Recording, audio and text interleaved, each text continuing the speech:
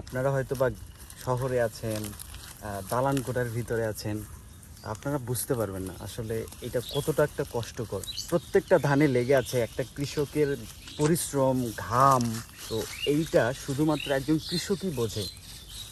দালান কোঠার ভিতরে যারা বসে থাকে তারা এইসব বুঝবে না। আসসালামু আলাইকুম, আশা করি আপনারা সবাই ভালো আছেন। আপনাদের দোয়ায় আমিও অনেক ভালো আছি। তো কয়েকদিন কোনো কাজ না থাকার পর আজকে একটু কাজ আছে। আজকে সকালে ঘুম থেকে উঠতে একটু দেরি হয়ে যায়। তো ঘুম থেকে ওঠার পর এখন আমি যাব কাজে। আপনারা ভিডিওটি স্কিপ না করে সম্পূর্ণ দেখতে থাকুন। আমি জমিতে যেতে যেতে অনেক দেরি করে ফেলি, এইদিকে আব্বু কাজ শুরু করে দেয়, তাই আমিও দেরি না করে তাড়াতাড়ি কাজ শুরু করে দেই। তো আজকে মূলত আমি আপনাদের দেখাবো কেনই বা কিভাবে ধানের জমির আগাছা পরিষ্কার করতে হয়। এই টোটাল জমিটা এইটাই হচ্ছে মূলত আমাদের জমি। তো এই জমিতে কয়েক সপ্তাহ আগে আমরা ধানের বীজ বপন করি। তো ধানের বীজ বপন করার পর সচরাচর এই আগাছাগুলো পরিষ্কার করে দিতে হয়। পরিষ্কার করে দিতে হয় কেন? যদি আপনি এই আগাছাগুলো পরিষ্কার করে না দেন, তাহলে দেখা যায় যখন আপনি জমিতে সার প্রয়োগ করবেন, তখন এই সারটা ভালোভাবে আপনার ধানের যে বীজ আছে সেইখানে পৌঁছাবে না। মানে পৌঁছানোর আগেই এই ঘাসগুলো খেয়ে ফেলবে। তো তার কারণে আর কি আপনাকে কি করতে হবে, ধান গাড়ার কয়েকদিন পর, মানে ধানের বীজ বপন করার কয়েকদিন পর আপনাকে এই আগাছা যেগুলো আছে এইগুলো পরিষ্কার করে দিতে হবে।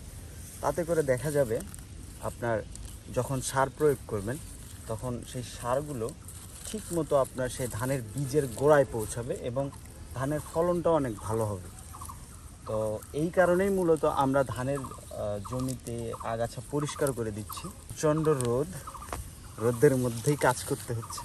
আমরা হলাম ভাই গৃহস্থ পরিবারের সন্তান, আমাদেরকে এইসব কাজ করতে হবে, এটাই স্বাভাবিক। এখানে লজ্জারও কিছু নাই, শরমেরও কিছু নাই। তো পার্সোনালি আমার কাছে মনে হয় কোনো কাজই ছোট না। তো এই যে প্রত্যেকটা জমির ধান দেখছেন, এই যে ধানগুলো দেখছেন, এই ধানগুলোর প্রত্যেকটার গোড়ায় গোড়ায় একটা কৃষকের যে কতটা পরিশ্রম হয়, হ্যাঁ, তা একমাত্র একজন কৃষি মানুষই বোঝে। আপনারা হয়তো বা শহরে আছেন, দালান কোঠার ভিতরে আছেন, আপনারা বুঝতে পারবেন না আসলে এটা কতটা একটা কষ্টকর। প্রত্যেকটা ধানে লেগে আছে একটা কৃষকের পরিশ্রম, ঘাম। তো এইটা শুধুমাত্র একজন কৃষকই বোঝে। দালান কোঠার ভিতরে যারা বসে থাকে তারা এইসব বুঝবে না। তো যাই হোক, আমার কাছে মনে হয় সব কাজকে সম্মান করা উচিত। আমরা দেখেছি আমাদের বাহিরের দেশগুলোতে দেখা যায় একজন কৃষক বলেন, একজন মুচি বলেন, সবাইকে সমান চোখে দেখা হয়, সমান চোখে বিবেচনা করা হয়। কিন্তু আমাদের দেশে কি করা হয়, একজন মুচি, একজন রিক্সাওয়ালা, তাদেরকে আলাদা আলাদা চোখে দেখা হয়। তো এইটা যতদিন পর্যন্ত আমরা চেঞ্জ না করতে পারবো ততদিন পর্যন্ত আমাদের দেশও উন্নত হবে না, আমাদের জ্ঞানেরও উন্নত হবে না। এইটা আমাদের চেঞ্জ করতে হবে, তাহলে আমাদের দেশটা উন্নত হবে।